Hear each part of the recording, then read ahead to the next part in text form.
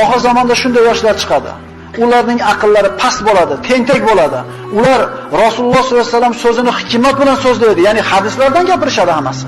Qur'on o'qiydi, lekin o'qigan Qur'oni bo'g'zidan pastga tushmaydi. Ya'ni tatbiq qilmaydi, o'qigan Qur'oniga amal qilmaydi.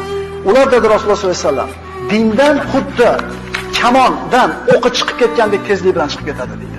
Oyatni gapirayotgan bo'ladi, hadisni gapirayotgan bo'ladi, ishini oqibatiga qaraydigan bo'lsa, kufrga ehtimol sabab bo'ladi.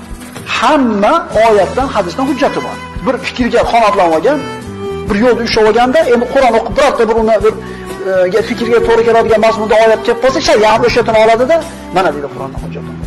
Hayron qolasan, hammaning hujjati bor. Unisi ham kitob sunnatdan, bunisi ham mana shu holatda nima deyish kerak? Nima qilish kerak?